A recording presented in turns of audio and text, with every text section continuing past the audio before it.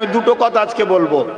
4-5 বছর আগে বলেছিলাম ওয়াকফ যাচ্ছে, ধর ধর ধর চলে গেছে, চলে গেছে তো নাকি এখন আছে, গেছে। এবারে যারা আমার তখন বিরোধী করেছিল তারা কি ঘাস কাটে একটু দেখি, তারপরে একবার শেষ কামড় আমি দেবো লাস্ট, ইনশাল্লাহ আমি দেবো, একবার ছাড়বো না, কেন আমার ইমানি দায়িত্ব আছে, কিন্তু এখন নয়, কেন আমি দেখি তোমরা কত কি করো, দেখার দিন যখন আল্লাহ দিয়েছে দেখবো না, কেন হিফাজতের মালিক তো আর আমি নয়, হিফাজত আল্লাহই করবে, কারো দ্বারা আল্লাহ করিয়ে লাই, জোরে বলুন সুবহানাল্লাহ। তো যদি কখনো ধরি, প্রয়োজন হয় আল্লাহর যদি হুকুম হয় ধরি, সেদিন পাশে পাকে কাকে কাকে পাশে পাবো একটু হাত তুলে দেখাবেন। এই জবান সত্য তো নাকি? হাত লম্বা করে তুলেছেন? আচ্ছা একটু ডায়ে বায়ে দেখা যাবে, বীজখানে কেউ ফাঁকা আছে কি, কেউ হাত তুলতে বাকি আছে কি দেখা যাবে? হাত নাবান। যদি কেউ হাত তুলতে বাকি থাকে, কেন দেখতে বললাম, মারবেন না, এ বেচারি দুর্বলকে মেরে কি লাভ? আমি শুধু দেখতে বললাম এই কারণে যে আমাদের ভেতরে যারা থাকে সবাই আমাদের নয়, তার প্রমাণ এইটা। কথা বুঝে আসছো না? হ্যাঁ, এজন্য বললাম শুধু দেখে নে বাবা, কারণ কালকে হয়তো কিছু বলবে, বিশ্বাস করে নিবি, ঠকে যাবি। তো যাই হোক, এখন যে কথা বলতে চাচ্ছি, দুটো কথা বলবো, আজ বলে যাচ্ছি, খুব শিগগিরই সেই দুটো জিনিস আপনারা আবার দেখতে পাবেন ইনশাল্লাহ। আসেন তার আগে একটু সালাম দিয়ে নি, আগামী দিনটা আরো ভয়ানক। এই ছেলেগুলোকে শিক্ষিত করুন, সবাইকে মলি সাহেব করতে হবে এমন নয়, মৌলানার দরকার আছে। এই টোটাল এলাকার বা এই মসজিদের মহল্লায় একটা ইমামই যথেষ্ট, তার কাছে সবাই বসে শিখতে পারবে না, পারবে না, এর জন্য 10টা মৌলী সাহেব দরকার। কিন্তু এই এলাকায় 10টা যদি উকিল থাকে, জজ থাকে, একটা আইপিএস অফিসার থাকে, ডিএম থাকে, বিডিও থাকে, দরকার আছে না নাই? ছেলেগুলোকে পড়ান, পাশাপাশি আমাকে দেখেন, আমাকে দেখেন, আমার পরিবারে আল্লাহকারে সবাই হুজুর, ভালো কথা না খারাপ কথা গো, কিন্তু আমি আমার ভাইটাকে দেখুন রাজনীতিতে নেপিয়েছি। আমি হুজুর জলসা করছো বলেছি রাজনীতি কর, দেশ ও দেশবাসীর সেবা কর, আমার নবী করেছে না করেনি? হ্যাঁ, জুলুম করা হলো হারাম, রাজনীতিতে জুলুম আর রাজনীতি আলাদা, জুলুমটা হলো হারাম, সেবাটা হলো মানুষের মজলুমের পাশে দাঁড়ানোটা হলো হালাল। যদি আমার ভাইয়ের পাশে যদি আরো 30-40টা থাকতো, আপনাদের উপকার হতো না ক্ষতি হতো? আজকের বিবেককে বলুন, উপকার না ক্ষতি হতো? হ্যাঁ, তাহলে সেকুলারের নামে বাকি যাদেরকে 40টা দিলে সেসব খোঁজ খবর পাওয়া যায়? এটাই তো পলিসি, একজন কড়া হ, একজন দুর্বল হ, দুর্বল মুসলমানকে কন্ট্রোল করে রাখ, আর কড়াগুলো আমরা আমাদের মতো করে চলি। কথা বুঝছেন না বোঝেন না? সবাই যদি করা হতো তাহলে তো আমরা 40-50টা দিন হয়ে যেতাম।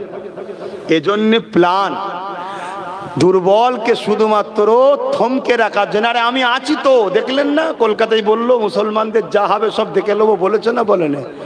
আর আজকে যখন ওয়াকফ চলে গেছে, এখনো একটা কোনো বক্তব্য দিয়েছে কেউ পেয়েছেন? বলুন আমাকে দেন তাহলে।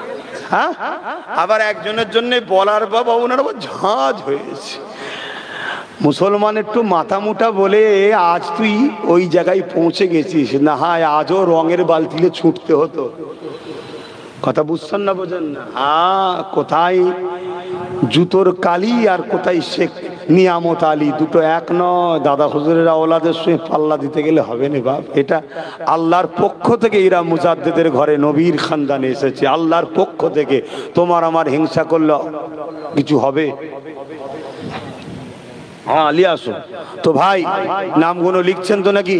তাহলে ছেলেগুলোকে পড়াবেন তো নাকি? হ্যাঁ, পড়িয়ে যেমন ডাক্তার বানান, উকিল বানান, জজ বানান, ডিএম বানান, আইপিএস অফিসার বানান, আবার পাশাপাশি রাজনীতির নেতা বানান। ভালো ভালো ছেলেদেরকে প্রজেক্ট করুন, না হয় কঠিন দিন আসছে। এই একটা কথা বললাম। আর একটা কথা হচ্ছে, যদি আপনারা এই ওয়াকফ বিলকে এখান থেকে ব্যাংকে না পাঠাতে পারেন, আমার কথা শুনছেন, কি করে করবেন আমি জানি না। আর আমি পলিসি দেখাবো না। কেন দেখাবো না? কে মোমেন কে মুনাফেক বুঝতে গেলেই সমস্যা হয়ে যাচ্ছে।